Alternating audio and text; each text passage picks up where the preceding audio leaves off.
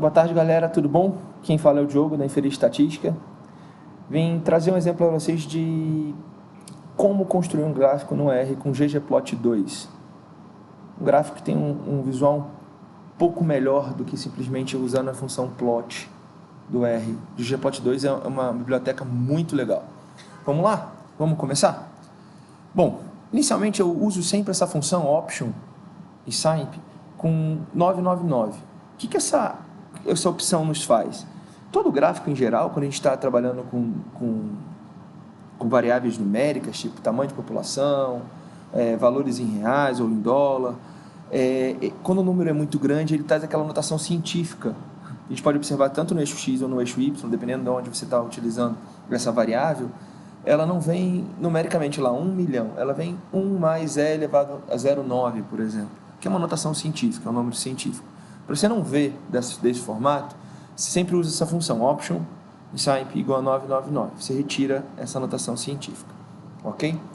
Vamos rodar essa parte, rodamos essa parte. Então, nosso já está gravado que a gente vai usar essa opção, ou seja, na hora que a gente visualizar nosso gráfico, a gente não vai ver com notação científica. Bom, o gráfico que a gente vai construir aqui, a gente vai usar a biblioteca ggplot2 e o ggout. Já que a gente vai utilizar essa biblioteca, a gente tem que chamar. No R a gente usa a função library ggplot2 ou então e mais a library ggout.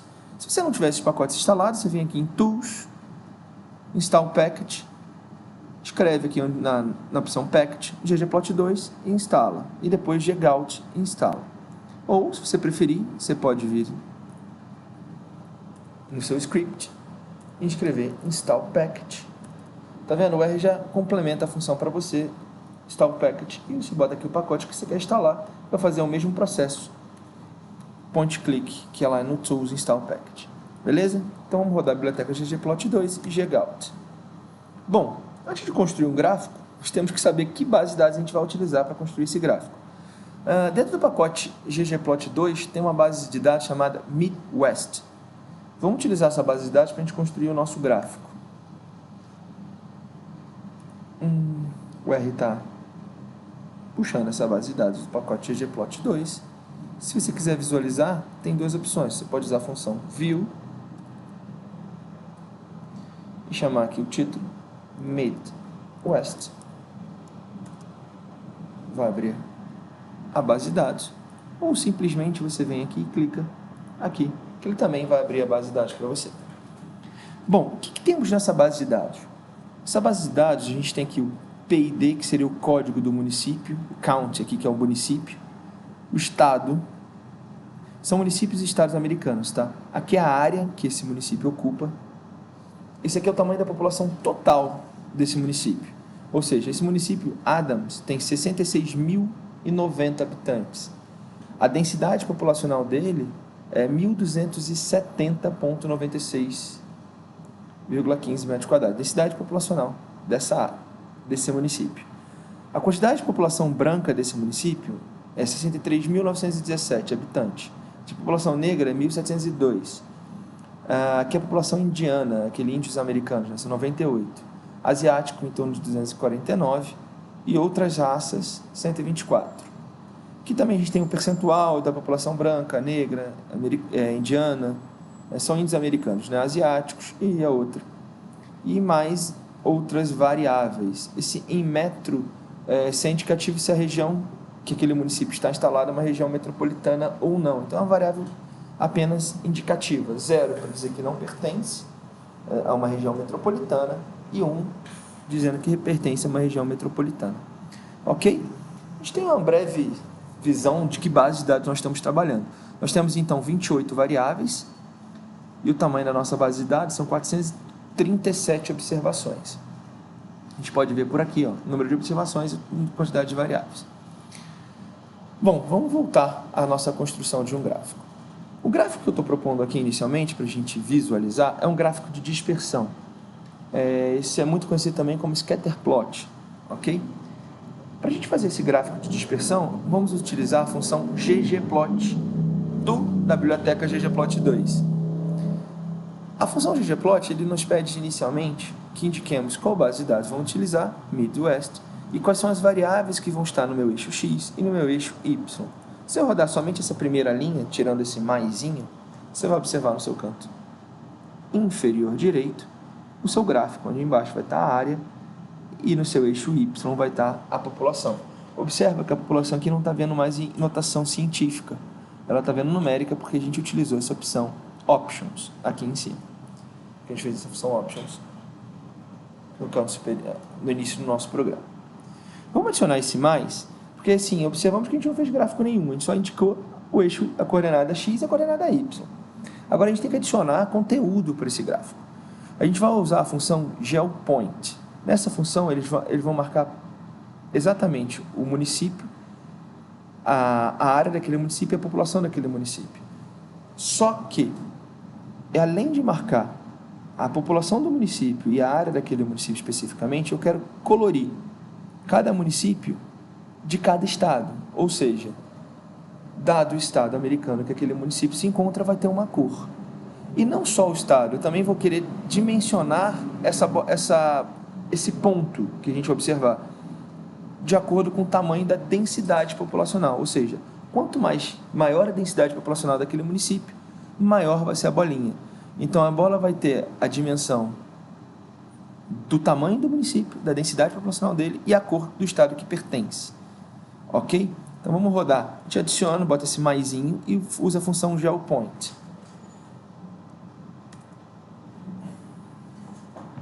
Observa que agora a gente tem as bolinhas. Quanto maiores a bolinha, maior a densidade populacional e a cor da bolinha representa o estado americano que pertence àquele município.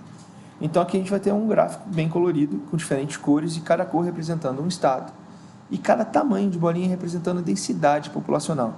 Aqui a gente vai ver que esse estado X, aqui, que eu não botei ainda a referência, ele tem uma área de 0,06, uma população acima de 500 mil habitantes, e uma densidade bem ampla, uma densidade em torno de 80 mil habitantes. É bem grande. Bom, vamos adicionar também esse gráfico uns limites. Vamos botar aqui o limite de x, no seu eixo x aqui, ele vai de 0 a 0,1. E que seu eixo y, ele só vai de 0 a 500 mil habitantes. Aqui, se observar, são 5 milhões, ou sim, são 5 milhões de habitantes. Vamos botar um tamanho um pouquinho menor. Então, a gente bota o maisinho aqui, adiciona a função xlim, que é o delimitador do tamanho do eixo x, e ylim, que é o delimitador do tamanho do eixo y. Vamos tirar esse maisinho daqui de baixo de novo, que eu só quero adicionar, delimitar xlim e ylim. Pronto. À sua direita, o gráfico vai estar redimensionado. Observa que agora a gente vai ter municípios até 500 mil habitantes. E a área demográfica, e a área do município, na verdade, de 0,1 no máximo.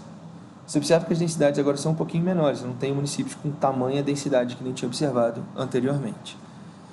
Bom, aqui a gente está vendo a distribuição, a dispersão desses municípios. Mas vamos ver também, será que quanto maior a área disponível do município, será que é maior a quantidade da população? Será que eu posso fazer uma regressão linear? Ou seja, será que tem alguma relação linear da área com o tamanho da população? Para isso, a gente pode adicionar no gráfico a função GeoSmooth, que é a função que está abaixo. A GeoSmooth, ela determina, para utilizar essa função, você tem que dizer um método que você quer utilizar. Existem vários métodos. Se você quiser saber quais são os métodos que existem, você pode procurar no pacote ggplot2, ele lá abre todos os métodos disponíveis nessa GeoSmooth. Se eu não me engano, os métodos disponíveis...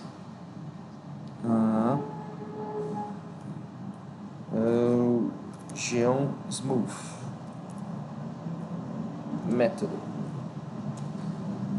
Você vai abrir aqui no pacote ggplot2, você vai ver quais métodos estão disponíveis aqui, ó.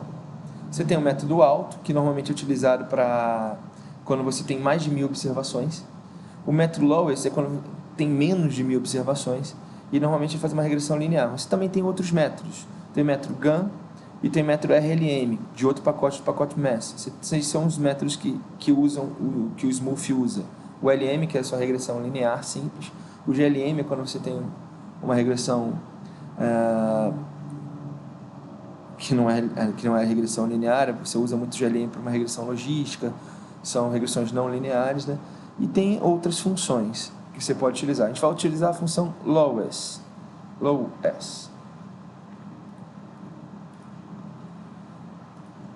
Essa parte do John Smooth, que você tenha um outro componente, esse SE igual a true, isso aqui, depois que você fizer a sua regressão, você pode adicionar o seu intervalo de confiança da regressão. Se você usar false, o F aqui, você só vai adicionar a reta, ou a sua linha, linear ou não. Você observa que essa linha foi adicionada aqui, e aparentemente, o que a gente está vendo, e também é visual, a área, quanto maior a área, não necessariamente maior a população. Você não tem um crescimento linear, você não tem uma reta aqui crescente. Aparentemente não está relacionado às variáveis tamanho populacional e área demográfica, ou área do município. Não são linearmente relacionados, observando aqui pela reta, pela regressão que a gente construiu. Se você mudar essa função SE e botar true, você vai observar que vai ser construído um intervalo de confiança em torno dessa reta, que é essa área preenchida aqui. Mas para finalizar nosso gráfico, também é importante a gente destacar os outliers. Você observa que tem muito município, que são esses municípios aqui, esses 6 municípios, que tem uma densidade demográfica, tem uma quantidade de população muito grande para uma área relativamente pequena. Você tem municípios aqui com uma área grande e uma densidade pequena, e outros municípios com uma área pequena e uma quantidade de população bem grande. Como que faz para a gente separar esses municípios aqui? Uma função que a gente pode utilizar para separar esses municípios é a função John in Cycle, que ele delimita, ele faz um círculo em torno dos elementos que você quer adicionar. Mas para isso, eu tenho que ter uma base de dados. Quando eu uso a John in Cycle, eu tenho que dizer um dataset para ele, um objeto data do R. Para construir esse dataset, a gente pode simplesmente fazer um filtro. Eu posso criar um data chamado região, no qual eu pego, esse dataset vai vir do dataset chamado Midwest, e eu vou fazer um filtro. Quando a população for maior que 350 mil e a população for menor ou igual a 500 mil habitantes e a área for maior que 0,01 e menor ao mesmo tempo que 0,1, eu vou separar essas pessoas, vou guardar esse dataset chamado região. Então, se eu rodar essa funçãozinha aqui, esse filtro, você vai observar que só tem 6 municípios, que a população total é maior que 350 mil e a área é maior que 0,01 metros quadrados e menor que 0,1 metros quadrados. Só tem esses 6 municípios, que são exatamente esses 6 aqui, ó. Ok? Então, agora eu já tenho esse dataset. Então, eu posso usar essa função John in Cycle. Eu tenho que dizer para eles quem é o eixo X e quem é o eixo Y. Vai ser o mesmo eixo X e o mesmo eixo Y pré-definido no gráfico. Tenho que dizer qual o dataset que ele vai pegar. Está pegando o dataset da região, que eu acabei de criar, que só tem esses 6 municípios. Qual é a cor do círculo que ele vai fazer? Estou botando a cor vermelha aqui, que vai dar um destaque maior. Aqui é o tamanho tem a espessura da linha e o tamanho da linha que a gente vai utilizar. Vamos rodar isso aqui? Quando você roda, você pode observar que ele fez um círculo ao entorno dos nossos 6 municípios, que aparentemente são outliers dentro desses municípios que a gente está observando. Mas para completar o nosso gráfico, vamos adicionar também uma legenda. No final, então, do John in Cycle, você bota um maisinho. Eu já vou copiar uma função que eu já deixei aqui pronta. Nosso labs. E vou adicionar aqui embaixo. Opa. Adicionei 2 vezes a mesma. Vamos apagar isso aqui. Adicionando. Aqui a gente vai botar um subtítulo. Um título e um subtítulo. Tá? No subtítulo eu vou botar que é um scatter plot, mais marcação de outliers, mais vamos adicionar essa reta aqui como se fosse uma regressão linear, mais uma regressão linear. Esse vai ser o títulozinho no nosso gráfico, só para saber o que a gente fez. Não vai ser o título, na verdade eu vou botar isso como subtitle. E aqui no title eu vou escrever área versus população. E no nosso subtitle eu vou apagar isso que estava escrito área versus população e vou adicionar o que eu tinha escrito no title, que é o scatterplot, ou gráfico de dispersão, mais marcação dos outliers, que seria o Insane Cycle, mais regressão linear. Meu eixo Y é a população, meu eixo X é a área, e no caption eu vou dizer a fonte, né, desses dados, que é a nossa base de dados chamada Midwest. Então, rodando isso aqui, podemos observar no nosso gráfico agora que aparece o título, área versus população, nosso subtítulo, o scatterplot mais marcação de outliers mais regressão linear. Observa aqui no meu eixo X, no meu eixo Y, está descrito a população, e no meu eixo X, a área. E aqui está uma legenda de cada uma das cores e do tamanho de cada bolinha. Bom, gente, esse foi uma aula curta para vocês verem como é que dá para fazer um gráfico de dispersão, e adicionar também um gráfico de tendência linear e marcação de outlier, tudo dentro do mesmo gráfico, utilizando o ggplot2 e o ggout. É isso aí, gente, até a próxima, um abraço.